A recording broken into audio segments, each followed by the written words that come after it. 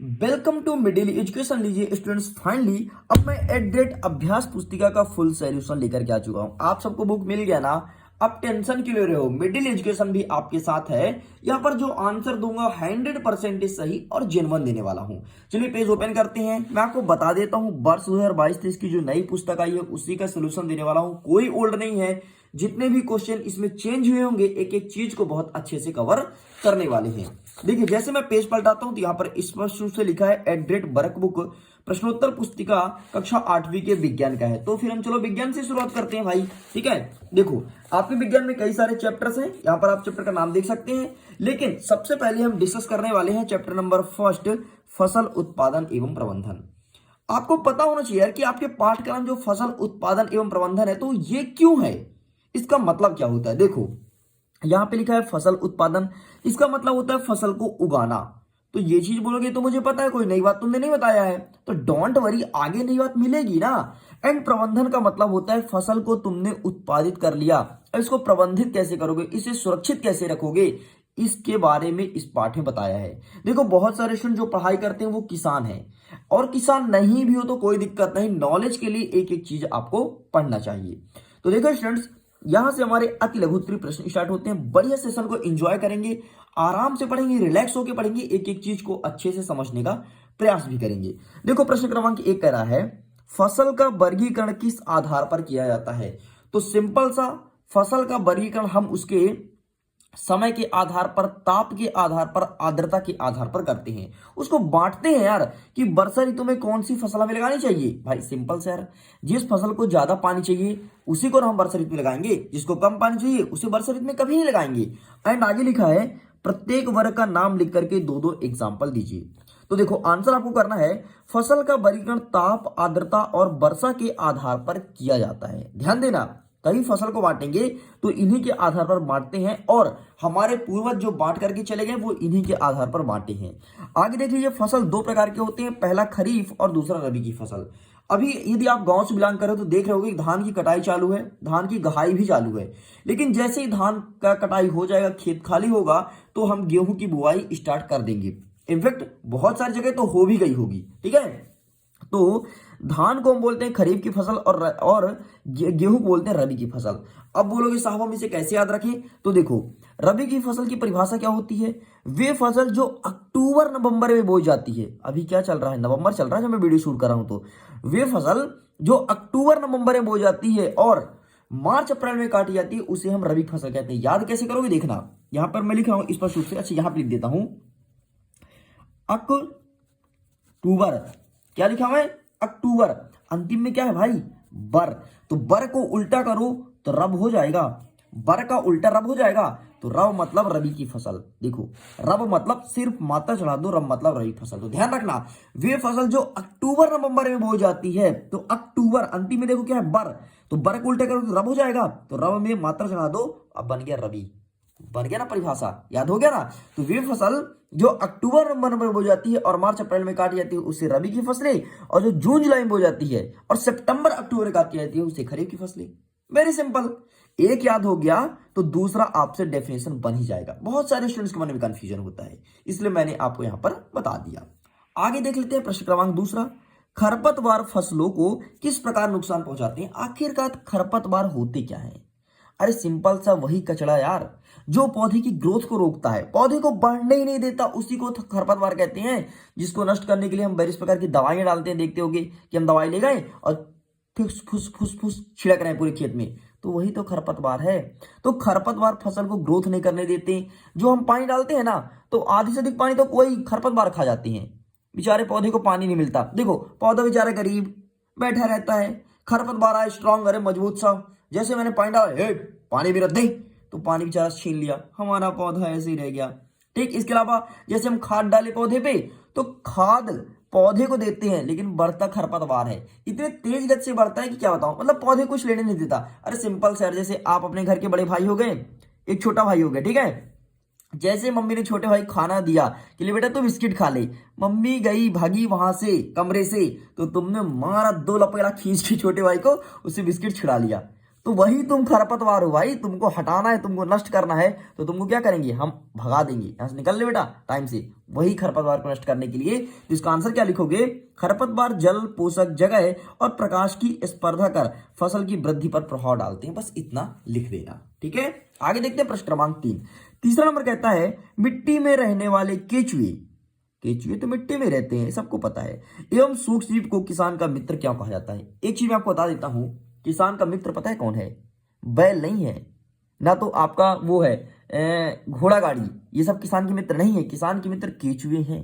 फिर आपके मन में प्रश्न उठेगा साहब ऐसा क्यों, देखो केचुए जो होते हैं वो मिट्टी को खोखला करते हैं, मिट्टी को खाते हैं, और जब उसकी पोटी कर देते हैं ना, वो बड़ा खाद बनता है हमारा। बोलोगे अरे बाप रे, तो हम खाना छोड़ देंगे, उसकी पोटी खाते हैं क्या, मैंने ऐसा कब बोला, मैंने बोला केचुए मिट्टी को खाते हैं, फिर पोटी करते हैं, उसे बाहर निकालते हैं, तो मिट्टी को भुरभुरा बना देते हैं, वो ऐसा कह सकते हैं मिट्टी को रह करके। या फिर ऐसा कह दो कि केचुए मिट्टी में रहते हैं तो भुरभुरी बनाते हैं मिट्टी को, पोटी वोटी मत बोलो भाई, नहीं तो खाना ही बंद कर दो, मैं नहीं खाना भाई जहां केचुआ है तो, लेकिन वो किसान के मित्र इसीलिए कह जाते हैं, ठीक है। तो इसका आंसर आप क्या लिखोगे, मिट्टी में रहने वाले केचुए एवं सूक्ष्मजीव मिट्टी को पलटकर पोला करते हैं, पोला मतलब वही मिट्टी को पलट करके पोला करते हैं, मतलब भुरभुरा बनाते हैं, तथा ह्यूमस बनाते हैं, ह्यूमस मतलब जो उत्पादन को बढ़ाए, उसकी ग्रोथ करते हैं, ठीक। तो इतना आंसर आपको लिख करके कंप्लीट करना है। चलिए आगे देख लेते हैं नेक्स्ट हमारा 4th नंबर क्या कह रहा है, सीड्रिल यंत्र द्वारा बुआई करने से क्या क्या लाभ होता है।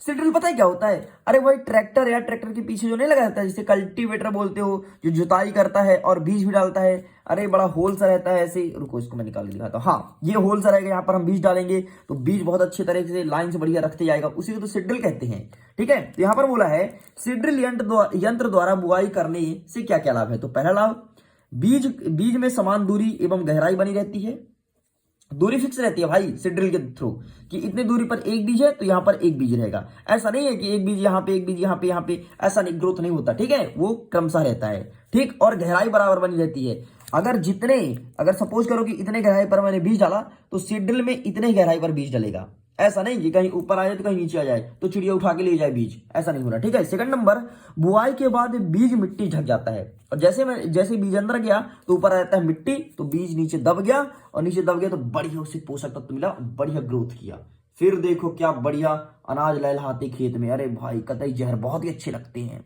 आगे देखो तीसरा नंबर, पक्षी द्वारा बीज को खाया नहीं जाता। अब पक्षी क्या खाएगी बेचारी, सीड्रिल से हमने गड्ढा किया, बीज डाल के दबा दिया ऊपर से मिट्टी, पक्षी बेचारी देखती रहती है, देखो इंसान कितना गंदा हो गया है, पहले हल चलाता था लेकिन अब सीड्रिल से बुआई कराता है, मैं कहाँ पाऊं तो खाऊं, ठीक। ऐसी पक्षी करती है बेचारी, क्या करे, क्या करूं मैं मर जाऊं, फिर बोलती है, गाना गाती है, क्या करूं मैं मर जाऊं, सादा इंसान बैल बन गया। चलो आगे देखते हैं प्रश्न क्रमांक 5। 5वां नंबर कहता है खाद देने से फसल को क्या क्या लाभ होते हैं। एक चीज मैं आपको बता देता हूं, देखो आई एम सीरियस, ठीक है, इस बात को ध्यान देना, खाद देने से फसल को बहुत ही ज्यादा फायदा होता है, लेकिन उससे ज्यादा नुकसान होता है यार। तो फिर बोलोगे अच्छा साहब तो उत्पादन कैसे करें, देखो खाद यूज करो, लेकिन प्रयास करो कि हम जैविक खाद का ज्यादा से ज्यादा यूज करें। जो बोरी भर का हम लोग यूरिया डीएपी वगैरह खरीद लेते हैं ना, बहुत ज्यादा नुकसान करता है यार, जमीन को भी प्लस मनुष्य को भी, इसीलिए हम लोग डिस्पोजल होते जा रहे हैं, हम लोग डिस्पोजल की तरह हो गए भाई, कभी उठा कोई फेंक दे, फेंक जाएंगे आराम से। लेकिन पहले के आदमी को देखो, आप अपने बब्बा जी को देखो, कितने स्ट्रांग, कितने हैवी, कितने धाकड़ थे। हम जैसे लोगों को 50 लोग को वैसे ही मार देंगे, लेकिन हम 50 मच्छर ना मार पाए साथ में। सही बोल रहा हूं ना, मेरी बात को एग्री करते हो ना, ये हो चुके हैं। अरे भले हम मोटे हुए तो क्या हुए, लेकिन ताकत नहीं है अंदर, खोखला है अंदर से, डिस्पोजल की तरह है, डिस्पोजल दबाओ दब गया, ठीक। इसलिए हम बोलते हैं कि आज का मनुष्य डिस्पोजल हो चुका है। आगे देखो खाद देने से फसल के क्या क्या लाभ है। तो पहला लाभ, मिट्टी में जल धारण क्षमता में वृद्धि होती है। जल धारण का मतलब होता है कि मिट्टी में पानी की नमी हमेशा बनी रहती है, पहला चीज, ठीक, रटो मत, समझो, मिट्टी में पानी की नमी हमेशा बनी रहती है। दूसरा नंबर, मिट्टी भुरभुरी एवं सरंध्र हो जाती है। भुरभुरी मतलब मिट्टी अलग अलग हो जाएगी। अरे जो हम केमिकल यूज करते हैं ना, बोरी मिला करके यूरिया और डीएपी, इतना तेज रहता है, उसको मिट्टी में डाले, मिट्टी ऑटोमेटिक टूटने लगती है, एकदम भुरभुरी हो जाएगी। तीसरा नंबर, मित्र जीवाणुओं की संख्या में वृद्धि हो जाती है। मित्र जीवाणु मतलब केचुआ, लेकिन खाद का यूज करने से केचुआ आता है, रासायनिक खाद नहीं। खाद और रासायनिक खाद में अंतर है बेटा, इस चीज को ध्यान देना। यहां पर खाद मतलब गोबर वाली, जो कि गैया देती है, फिर आप रख लेते हो साल भर, ठीक है, फिर उसे लेकर खेते फेंकते हो, उसकी बात कर रहा है। ओके, चलिए आगे देखते हैं नेक्स्ट छठवां नंबर। छठवां नंबर कहता है फसल को बोने से पूर्व आप स्वस्थ बीज का चयन कैसे करेंगे। सपोज करो कि हमारे घर में हमारे पापा जी बोला कि बेटा चलो तुमको फसल की बुआई करनी है। हम बोले ठीक है पापा जी हम करेंगे। हमने बड़े प्यार से एग्री किया और हमको दे दिया गया एक मुट्ठी बीज। बोले बेटा इसमें से छांट छांट कर और अच्छे बीज तुमको बोना है, खराब बीज को फेंक दो, चिड़िया खा लेगी। हम बोले ठीक है चलो जाओ पापा जी हम कर लेंगे। हमने बड़े एकदम हैवी से बोला, बड़ी स्पीड से। अब पिताजी चले गए। अब हम परेशान, कैसे छांटें, क्या एक एक बीज को बीनेंगे कि यार कौन सा अच्छा कौन सा खराब है। नहीं, इसके अच्छा तरीका क्या है, एक कंटेनर पानी लो, पानी में पूरे बीज को डाल दो, जो बीज ऊपर तैरे, ठीक, या फिर उतराई जिसे आप देसी भाषा में बोलते हो, जो बीज ऊपर तैरे वो खराब है उसे निकाल के फेंक दो, जो बैठ जाए उसको समेटो, पन्नी में भरो और लेके चल दो। 2 सेकंड काम है मात्र, बस यही करना है। तो इसका आंसर हमें लिखना है फसल को बोने से पहले, ठीक है, बीज को हम पानी में डालेंगे और जो बीज पानी में बैठ जाते हैं, मतलब पानी के तली में बैठ जाते हैं, वो स्वस्थ बीज है, ठीक है।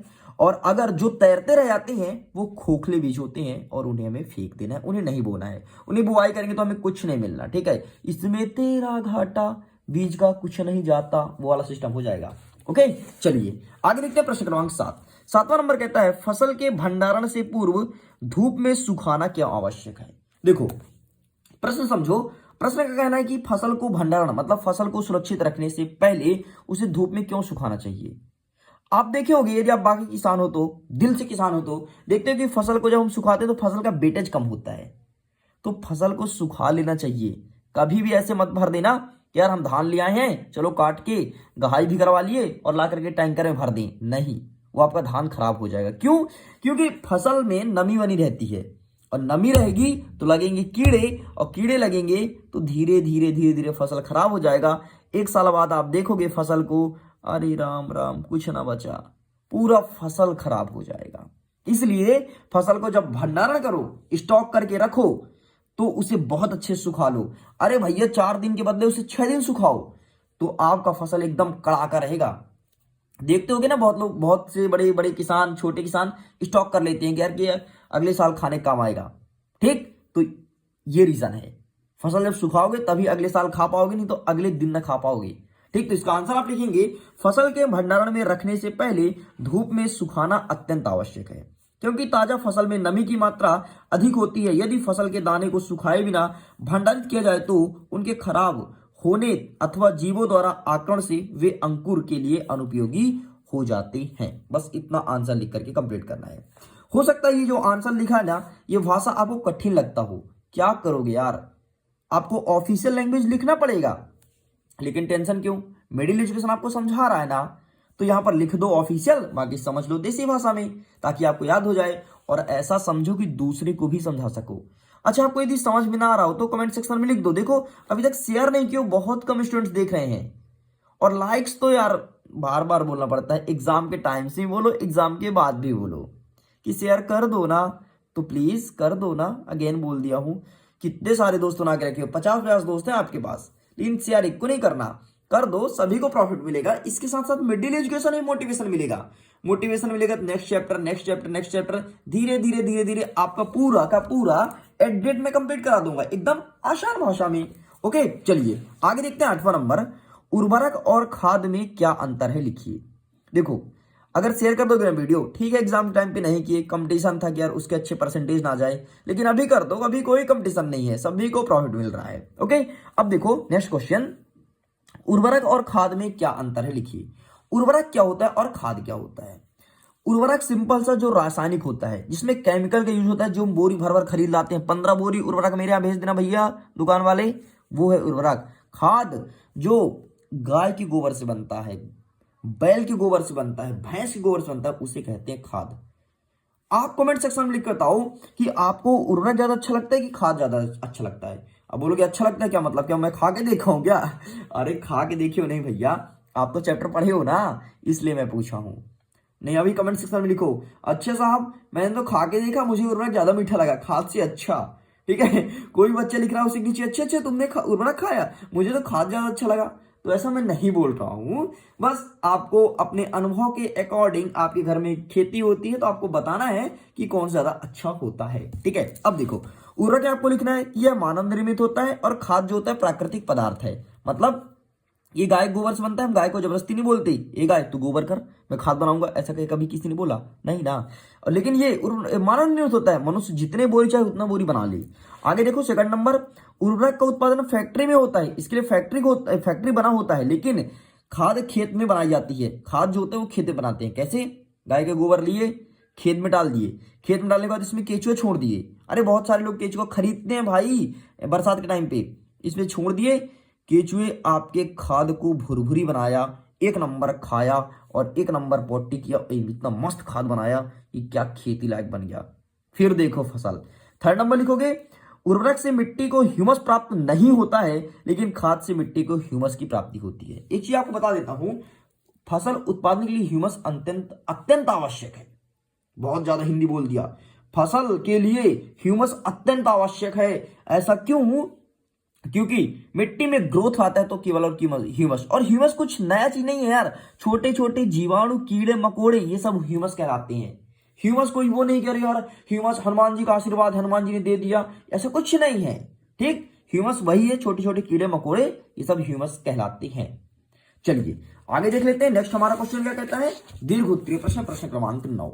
9वां नंबर कहता है, आ नंबर, सिंचाई के पारंपरिक तरीके का नाम लिखो। पारंपरिक मतलब आजकल देखते हो कि सिंचाई के नए नए तरीके आ गए हैं, जैसे मोट मतलब घिरनी, घिरनी के थ्रू सिंचाई करना, चैन पंप, पंप में चैन लगा हो और मस्त सिंचाई हो, ढेकली, अरे ढेकली वही जो इधर आप देखोगे बैरियल वगैरह देखे हो ना, एक साइड पत्थर लगा देते हैं, एक साइड फिर उठा देते हैं, फिर गाड़ी बाहर निकलती है, फिर बंद कर देते हैं, वही वैसे ढेकली होता है। एंड राहट, राहट सिंचाई, राहट राहट टाइप चलता है, उत्तोलक यंत्र के नाम से भी जानते हैं। तो इस प्रकार से आपको लिख देना है।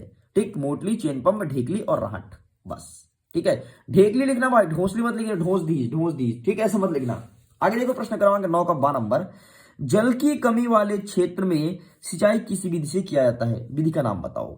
देखो जल की कमी हमारे हिंदुस्तान में पूर्व भारत साइड ज्यादा है, तो यहां पर सिंचाई के लिए ड्रिप यंत्र का यूज करते हैं। ड्रिप, जिसे आप टपकन विधि भी बोलते हो, पानी गिरता है टप टप टप, उसे बोलते हैं टपकन। ठीक है, तो यहां पर विधि का नाम पूछा तो हमने लिख दिया ड्रिप तंत्र द्वारा किया जाता है।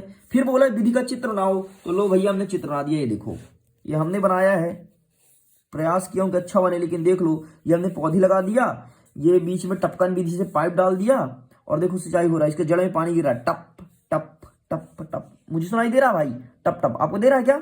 हाँ वही टप टप पानी गिर रहा है। ठीक, ये मैंने मोटर बैठा दिया, मोटर का पता नहीं, मोटर कुआं के अंदर बैठा है भाई। ठीक है, बाहर नहीं बैठा है, बाहर चुरा ले जाते हैं मेरे गाँव के लोग, इसलिए मैंने मोटर को अंदर लगा दिया और पाइप के थ्रू पानी आ रहा है। ठीक है, चल 10वां नंबर कहता है, मिट्टी को पलटना अथवा पोला करना क्यों आवश्यक है। मैंने आपको पहले ही बताया कि मिट्टी को पलटने और पोला करने का काम हमारे मित्र करते हैं, मतलब केचुआ करते हैं। तो क्यों आवश्यक है? क्योंकि मिट्टी की उर्वरक बनी रहती है और ह्यूमस बहुत ज्यादा मात्रा में उत्पन्न होती है। बस सिंपल से इतना लिखना था, लेकिन यहां पे क्या लिखा है देखेंगे, मिट्टी को पलटना और पोला करना अत्यंत आवश्यक कार्य है, इससे जड़ें भूमि की गहराई तक जाती है। अरे बाप रे, पोली मिट्टी में गहराई में धंसी जड़ें भी सरलता से श्वसन कर सकती है, मतलब जड़ में सिंपल सा श्वसन, सांस लेने की क्षमता हो, इसलिए मिट्टी को पोला करना चाहिए। ठीक है, और पोला करने वाले आपके मित्र हैं केचुआ, इसलिए केचुआ को कभी मारना मत, भगाना मत। यदि किसान हो तो आपके खेत में जितने ज्यादा केचुए होंगे उतना ज्यादा आपका फसल बहुत ही अच्छा होगा। समझ गए हो? देखो किसानी सीख लियो, क्या पता कल का किसानी करना पड़ा। इतना पढ़ लिख के भाई गवर्नमेंट यदि जॉब नहीं देगी तो आपको किसानी करना पड़ेगा, बढ़िया किसान करना, एक नंबर, नए नए तरीके से सिंचाई का कई सारे तरीके अपनाने, जैसे चैन पंप, ढेकली, राहट, ठीक है, घिरनी के द्वारा ऐसे सिंचाई करना, एकदम मतलब देखते रह जाए, जो कि कोई देखे तो यार हाँ यार खेती कर रहा है तो तबाही वाला कर रहा है। ठीक है, आगे देखो 10वां का 12 नंबर, मिट्टी की उर्वरकता बढ़ाने के लिए किसान कौन कौन से तरीके उपयोग में लाते हैं, विस्तार पूर्वक वर्णन कीजिए। तो वे देखो भाई, मिट्टी की उर्वरकता बढ़ाने के लिए सबसे पहले किसान रासायनिक खाद के अलावा जैविक खाद का यूज करता है। टर्म्स नंबर फर्स्ट, मतलब रूल नंबर फर्स्ट, पहला नंबर। दूसरा नंबर क्या कहता है कि किसान अपने खेत में फसल चक्र अपनाता है। फसल चक्र का मतलब होता है कि एक फसल बो दिया, उसे काट लिया, काटने के बाद कुछ समय के लिए खेत को खुला छोड़ दिया, बोले खेत तू भी चिल कर ले, तू भी इंजॉय कर, फिर तेरे ऊपर हम काम करेंगे, तो उससे मिट्टी की उर्वरक शक्ति बढ़ती है। ठीक है। नेक्स्ट तीसरा पॉइंट, क्या करता है किसान कि फसल, एक फसल लगाए ना तो एक फसल के साथ साथ दूसरा फसल ही बो दिया। इससे क्या होता है, देखो कुछ कुछ फसल होता है जो बहुत ज्यादा उर्वरक चाहिए उसको, लेकिन कुछ फसल होता है जिसे कम उर्वरक चाहिए, तो दोनों समानता बना लेते हैं, बैलेंस कर लेते हैं कि ले भाई तेरे को ज्यादा चाहिए तू ज्यादा खा ले, मेरे को कम चाहिए तो मैं कम खा लेता हूं, और दोनों साथ में ग्रोथ करते हैं, जिसे मिश्रित फसल बोलते हो, ये करते हैं। जैसे हमने क्या किया कि भुट्टा बोया, अरे वही मक्का यार, मक्का के साथ हमने खीरा बो दिया, तो मक्का को ज्यादा उर्वरक चाहिए लेकिन खीरा को कम चाहिए, तो खीरा बोला ये थोड़ी तू ले लेना मक्का, बाकी मेरे थोड़ी सी काम हो जाएगा, तो इन लोग साथ साथ ग्रोथ कर गए। ठीक है, इसे बोलते हैं मिश्रित फसल। तो इस प्रकार से तरीके किसान अपनाता है। अरे वैसे ही यार आपके घर में क्या है कि एक रोटी है, ठीक है, अब एक रोटी है, एक आपका छोटा भाई है कितने साल का, 3 साल का, एक आप हो जो 10 साल के हो। अब बोलोगे क्या, आपको खाना ज्यादा है भाई, पेट बड़ा है, तो आप खाओगे ज्यादा रोटी, छोटा भाई बोलेगा ठीक है हमको एक टुकड़ा दे दो बाकी तुम पूरा खा लो। ठीक है, छोटा भाई एक टुकड़ा ले लेगा, बाकी आप पूरा खा लोगे, बस वैसे ही है। ठीक है, तो इस प्रकार से आपको आंसर लिखना है।